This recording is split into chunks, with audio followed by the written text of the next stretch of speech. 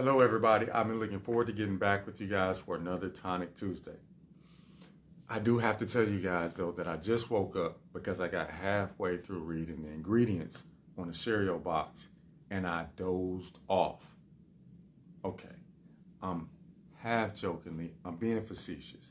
But seriously, it was like taking a college exam just to read the ingredients on the cereal box. What I want to talk to you guys today about for just a few minutes, and I'm going to try to make it short and quick because this can be a long topic, but it's something I want you to think about is the importance of whole foods. Some of my friends like to say that I can be kind of particular about what I eat, but one of my rules is I like to try to make about 80% of what I eat full of ingredients that are simple and natural, foods that are alive and that are not processed. So one of the questions that I ask when I look at my plate is this a food that is real? If it's not real food, I would prefer not to eat it. All right. The second question that I like to ask is the food alive? If the food is not alive, I would like to make that, I would like to put that toward the back end of my diet. And the third thing I ask that goes right along with all of these three, you'll see that they kind of go together, is is the food processed? You hear that word a lot when you talk about health in the food industry, processed foods. These are foods that have lots of preservatives. They've been sitting on the shelf. They're put into breads and pastas and lots of foods that are on the shelves of grocery stores that are alluring to us and tasty, lots of sugars, ingredients that are put together to be appealing to the senses. However, we need to be very, very careful about eating too many of those types of foods. I have here an example of things that I would say are easy to eat, easy on the eyes, easy on the digestive system, and easy to remember. Exhibit A, this is an apple. The thing that I like about buying things and purchasing things and eating things like an apple is it passes the test for what I just described to you guys. It is a real food. It is alive.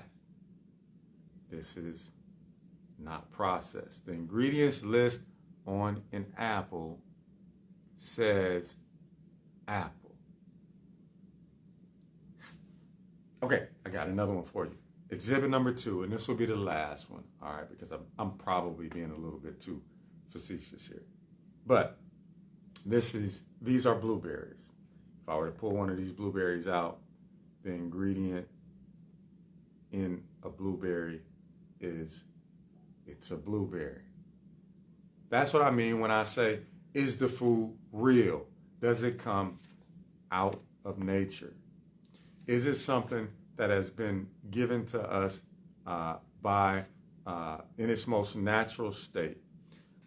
Is it a food that is alive or does have life in it? All right. These are the types of foods that I mean when I say, is it real? Is it alive? Is it processed?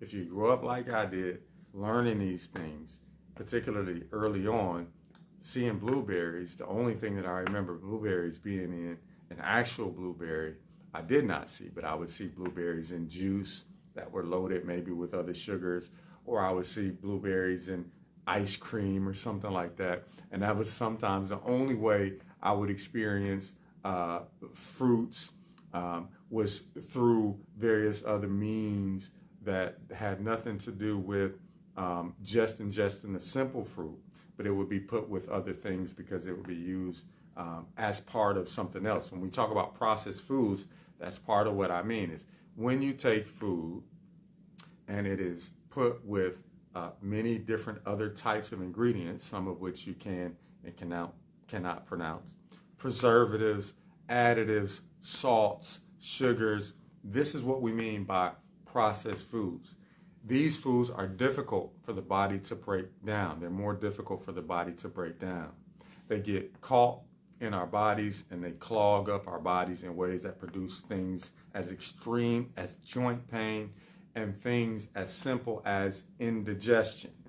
Many times the reason that we struggle with digestion, and we may talk about digestion perhaps next week in our Tonic Tuesday, is because we're eating foods that are not as simple as an apple, or as simple as a blueberry, or as simple as fresh fruits and vegetables, leafy greens, things that are not so alien to the body that the body has to work overtime to try to get into a position in the body to be used for nourishment and cleansing, which is what food is supposed to be for. Remember, the father of Western medicine, at least, who was given credit for being the father of Western medicine, said to let food be thy medicine and let medicine be thy food. So I want to encourage you guys today. Think about what you're eating. Is it a whole food? Is it a real food? Is it alive? Is it processed? If you think about this, it'll go a long way towards informing how you want to eat. I like to eat about 75-80% of my meals to be simple, whole foods.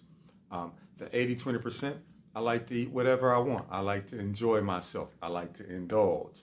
That's why I like to draw a distinction between feasting and fasting. We shouldn't feast all the time. Eating according to sensual pleasure will produce results that are unkind to the body.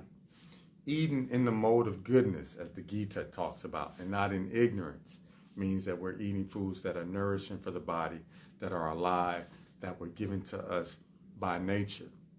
I hope that this gives you some food for thought. Blueberries, apples, maybe get some today. They may be more tasty than you think. I will see you next time, Life Tribe. I hope you're continuing to learn to dance. I'll catch you next time.